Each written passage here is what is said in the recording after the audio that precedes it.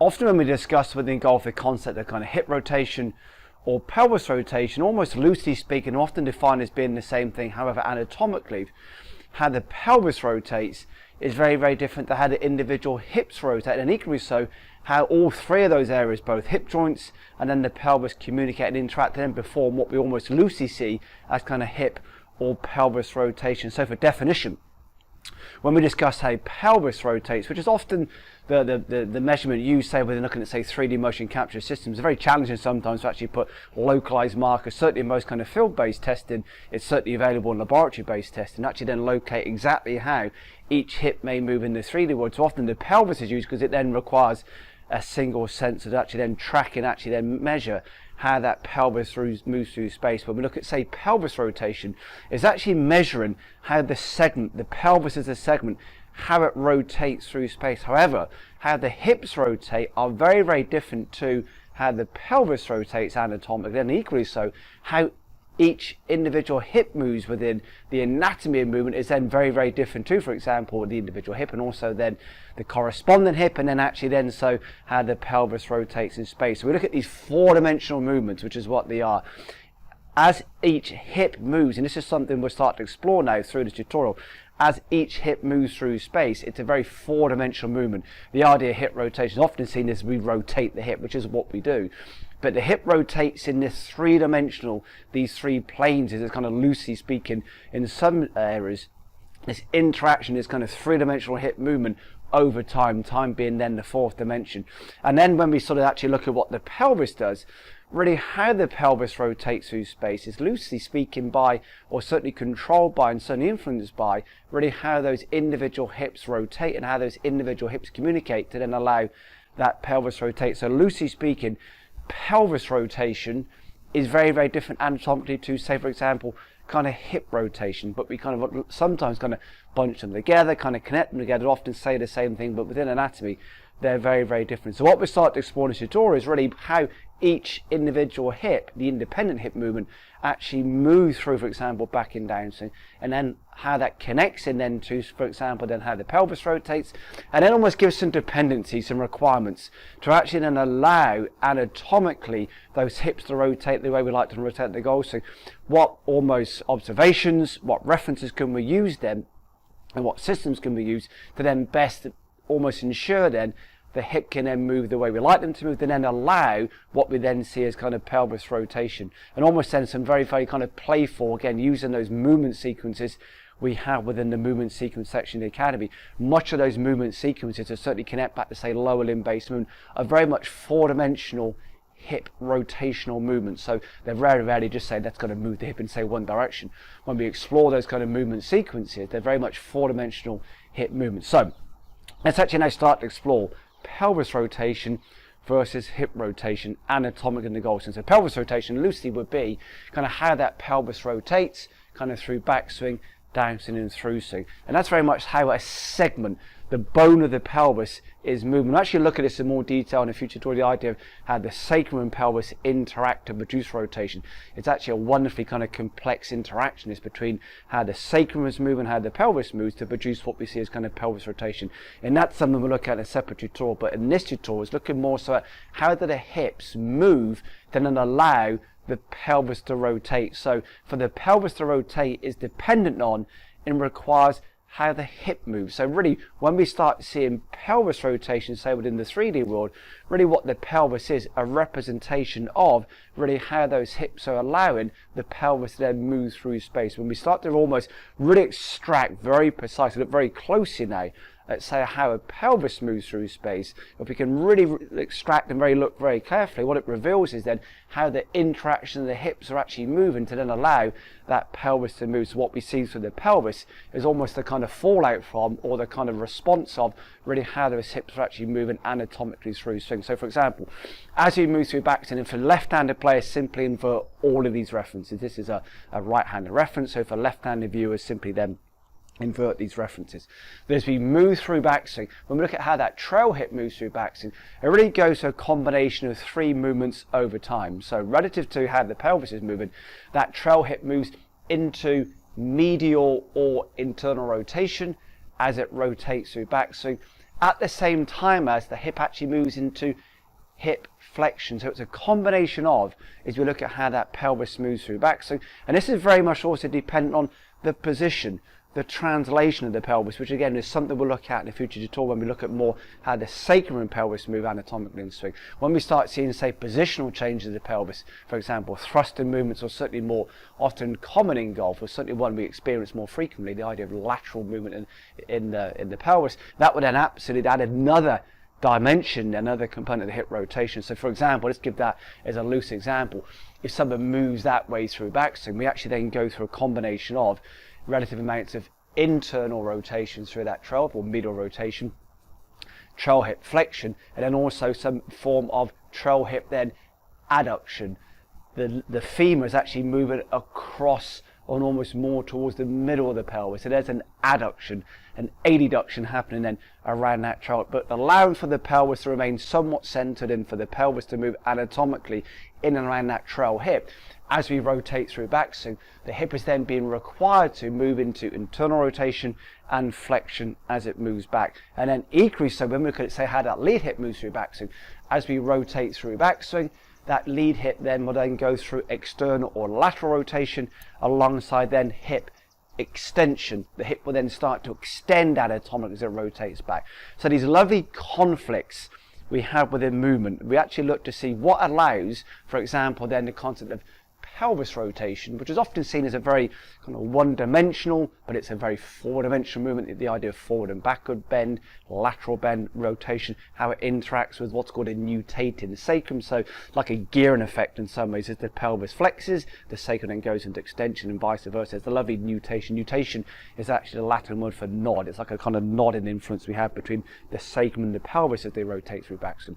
But that's something we'll look at in future tutorials. So we have this lovely conflict that as we produce rotation through backswing, it's that lovely interaction between medial internal rotation with flexion through the trail hip, but then vice versa, external lateral rotation with then extension then through that lead hip. And then when we start to move with the downswing in transition, this is when we add in the additional dimension then, because there's a very significant change in the pelvis position. Less so through backswing is there, say, elements of kind of lateral or glide of that pelvis through backswing, but certainly as we move into downswing, there's a tremendous then amount of, regardless of someone's approach or belief systems or aspirations or concept, regardless, there's still a significant amount of change in position or lateral glide along that frontal plane of that pelvis in the downswing. So it adds in a different dimension into that rotation.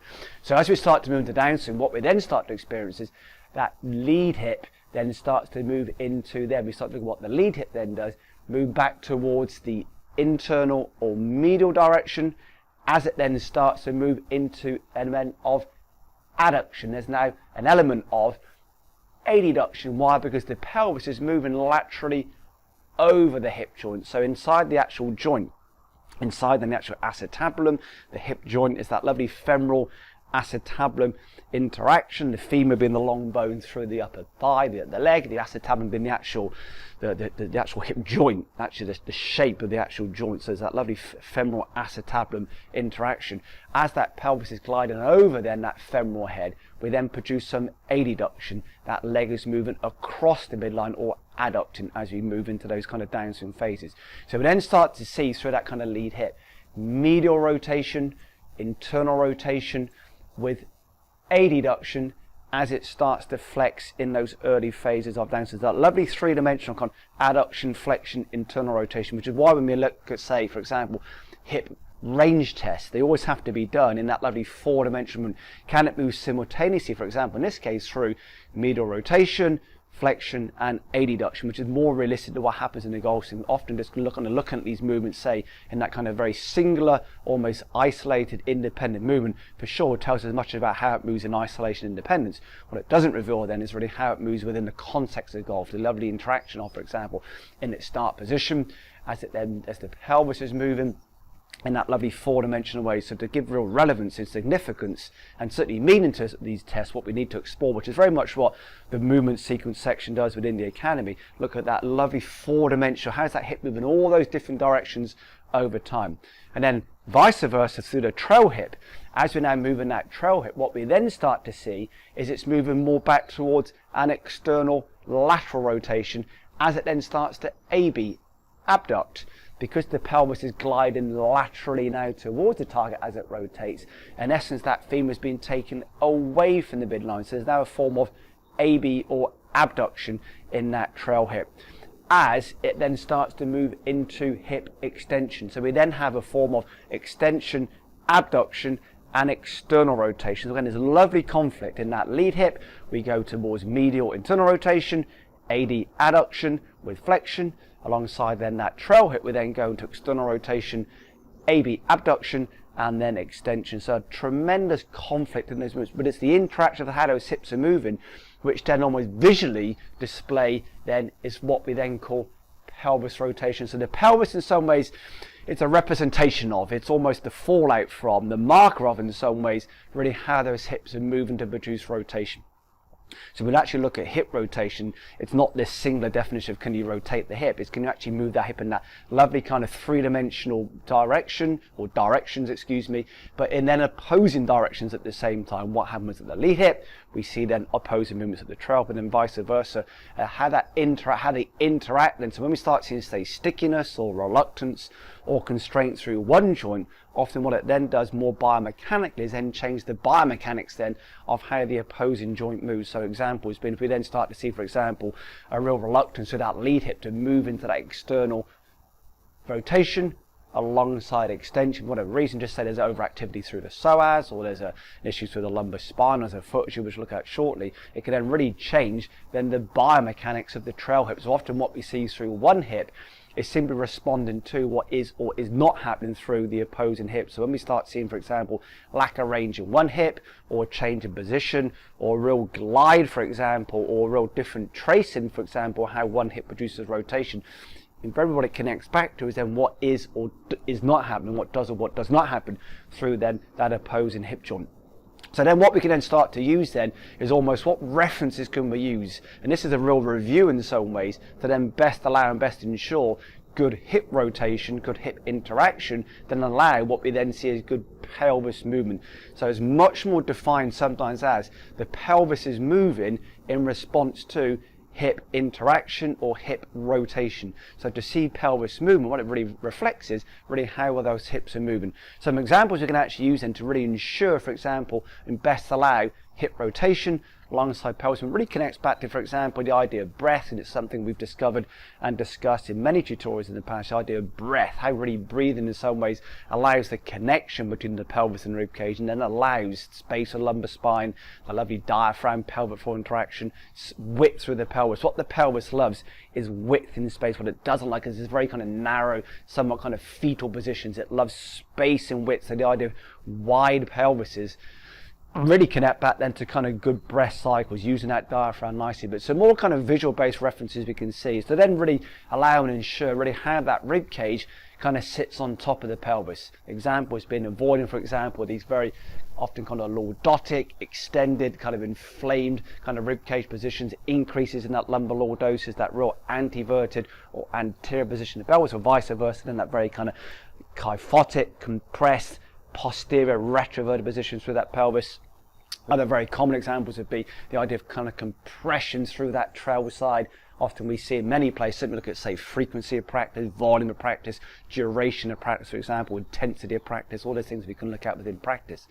When we get these very compressed, for example, kind of trail sides, again, that can really then compress onto the hip joint. So often when we start, say, looking at hip rotation, often constraints in hip rotation are very rarely ever actual constraints within hip rotation. Something somewhere doesn't allow the hip to move, rather than saying the hip doesn't move, therefore we need to kind of mobilize the joint, release softer tissues, and that can be the case in many cases. But often most hip rotational issues are never actually hip rotational issues. There's something somewhere which then displays into the hip. So example is being that very kind of almost inflamed, extended kind of rib cage, that increasing that lordosis of that lumbar spine alongside compressions for that trail side, but then really changed then the activity around the hip joint, the biomechanics of the hip joint. So again, it might display like, oh, the hip doesn't move, therefore you have sticky hips, for example, but not really. It's then something somewhere, these imbalances elsewhere, which then display and migrate into then really not allowing those hips to move. Examples then being, this actually goes back to one of the very, very early and often the first tutorials shared within the Academy section within the anatomy section within the academy, we actually explored foot and ankle movements. Some of the early ones we did in the actual original design of the academy. So then looking at some references we can use to then best ensure how can we actually use those foot and ankle. The feet and ankles and the hips are always in communication. So for example, imbalances through the hip, display at the foot, imbalances foot and ankle, then display at the hip. So that lovely communication between to best ensure good hip rotation, which then allows good pelvis movement. You can almost look at it sequentially. In some ways, you know, it goes vice versa. It's that lovely bilateral circular discussion, but one approach would be foot and ankle influences the hip then controls the pelvis. So foot and ankle movement allows good hip rotation allows good pelvis movement. One approach we can use is actually just using an alignment stick and a golf ball and just placing the alignment stick just inside the middle of the, or inside the ankle, excuse me. So the alignment stick you'll see here is just inside the ankle. To best allow the foot, this is very much an anatomical reference, not a coaching philosophy or a preference or an experience, for example, or belief. This is just the anatomy of the foot and the hip, how they like to kind of position themselves to best allow the hip to rotate, which then really allows the pelvis to move. About a ball's width would be inside the base of the big toe to that line taken from the inside of the ankle joint. So using that alignment stick once again, if we take a line from the inside of the ankle, it'd be about a golf ball's distance between the inside of the base of the big toe to that line of the ankle. Really best allows that foot to be positioned, the ankle to be positioned, then allow good foot and ankle placement, allows and encourages good hip rotation, and really allows then good pelvis movement. And then really connecting back to, again, when we look at those movement sequences, as discussed as much of those movement sequences really connect back to these four-dimensional opposing hip movements. What happens over here with the opposite over there, then we start to invert that. What kind of happens over there, but then start to encourage different movement over here.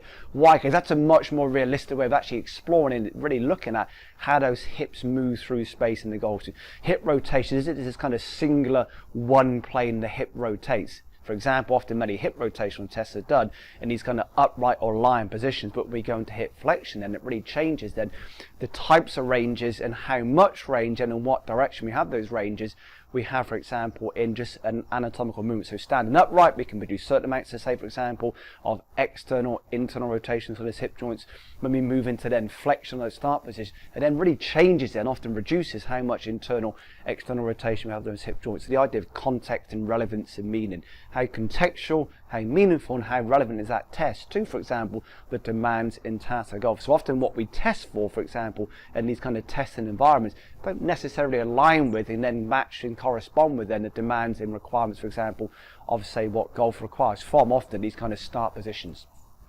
So then really exploring then that, for example, how the pelvis moves is just a response to how those hips are moving both locally, individually, and then also collectively and interactively. How the hips move really connect back then to, for example, what's happening above, ensuring good rib cage kind of pelvis alignment, and also then what's happening down below. So often when we see a constraint through a joint, really the kind of day one approach is explore what's happening above and below.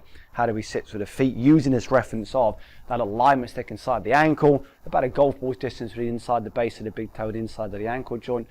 Using those movement sequences to really explore that lovely four-dimensional interaction can be a wonderful way of actually establishing the difference between pelvis rotation, which is often, certainly in most kind of field-based or commercial systems in golf, what we measure is how the pelvis rotates, which is completely and significantly different to how the hips rotate. The hips are these individual joints, nothing's ever individual, but these individual movements that connect up to form then that collective, cohesive hip rotation. What we see through the pelvis is just the fallout from the trade-off then of really how those hips are both moving individually and collectively then allow that pelvis to rotate. So it's being very defined. Are we looking at hip rotation, which we know we have these lovely kind of conflicts, what happens at the lead hip, the opposite happens at the trail and vice versa, or is it then pelvis rotation, our definition? So when we look at pelvis rotation, it's more how the pelvis moves as a segment through space, which is very, very different to hip rotation, which is what we've gone through in these references in the tutorial, these observations to ensure good hip rotation,